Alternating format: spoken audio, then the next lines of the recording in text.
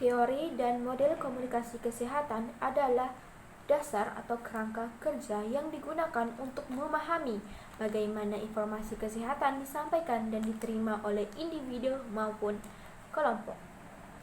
Teori ini menjelaskan mengapa seseorang melakukan atau tidak melakukan perilaku sehat. Sedangkan model di sini menggambarkan bagaimana proses komunikasi itu berlangsung, mulai dari pengirim pesan, cara penyampaian, sampai bagaimana pesan itu diterima dan direspon. 5 teori. Yang pertama ada Instant Parallel Process Model, yang dimana teori ini menjelaskan bagaimana orang bereaksi terhadap pesan yang menakutkan, tergantung pada seberapa besar mereka merasa terancam dan juga percaya diri untuk bertindak. Nah, di teori ini ada responnya itu tergantung dua hal. Yang pertama itu ada tingkat ancaman yang dirasakan. Yang kedua ada keyakinan bahwa mereka mampu mengatasi ancaman. Dan di sini ada dua kemungkinan respon, yaitu danger control, yang dimana bertindak untuk mengurangi ancaman. Yang kedua ada fear control, yang dimana menolak, menyangkal, atau juga menghindari.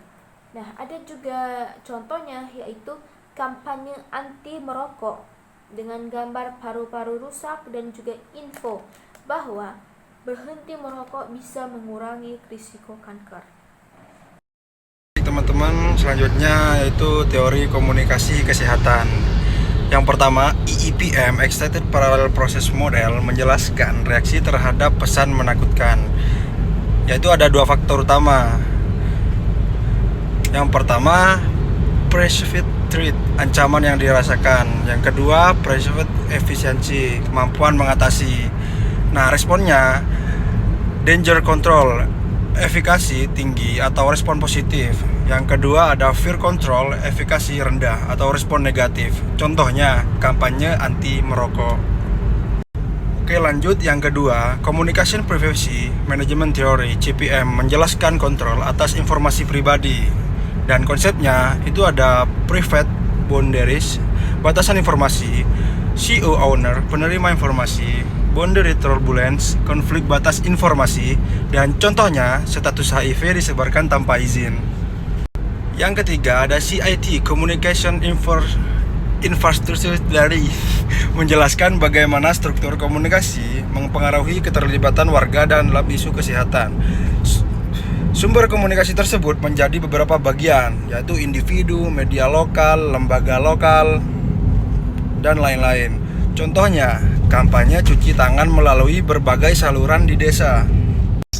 Terus yang keempat, Narrative Communication Theory (NEMBP). Yang pertama, Narrative Theory, cerita membangkitkan emosi dan mudah diingat. Contohnya, video ibu kehilangan anak karena tidak divaksin.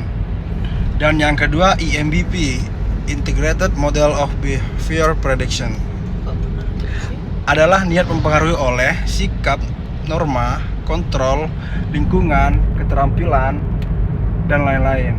Contohnya, remaja ini berhenti merokok tanpa lingkungannya yang tidak mendukung. Sekian dari saya, dan terima kasih. Selanjutnya, saya akan menjelaskan tentang model komunikasi kesehatan. Model komunikasi kesehatan terbagi menjadi 4. Yang pertama, model linier atau yang disebut dengan Shannon-Weaver. Model ini menjelaskan tentang komunikasi sebagai proses satu arah dari pengirim ke penerima. Tidak ada interaksi atau umpan balik dari penerima, sehingga cocok untuk pesan yang sifatnya umum. Contohnya, adanya poster di rumah sakit yang mengingatkan pentingnya cuci tangan. Pasien hanya melihat dan menerima pesan tanpa ada kesempatan bertanya. Yang kedua, model interaksional. Model interaksional adalah komunikasi yang terjadi dua arah. Pengirim menyampaikan pesan, lalu penerima memberi respon atau umpan balik. Namun responnya masih bergiliran, tidak berlangsung serentak. Contohnya, pasien bertanya ke dokter tentang efek samping obat, lalu dokter menjawab dan memberi penjelasan lebih lanjut. Yang ketiga, model transaksional. Model transaksional adalah komunikasi yang terjadi dua arah secara aktif dan bersamaan. Pengirim dan penerima bisa bertukar peran terus-menerus dan saling memengaruhi selama proses berlangsung.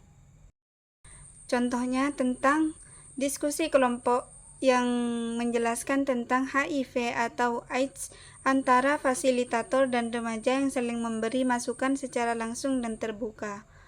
Yang nomor 4, model ekologis atau ecological model. Model ini melihat komunikasi kesehatan sebagai bagian dari sistem yang kompleks. Perilaku individu dipengaruhi oleh banyak lapisan, mulai dari faktor pribadi sampai kebajikan dan budaya masyarakat. Contohnya, kampanye penggunaan masker selama pandemi berhasil karena didukung oleh edukasi dari pemerintah kebijakan, pesan dari media komunitas, aturan kantor organisasi, dorongan dari keluarga, interpersonal, dan kesadaran diri sendiri.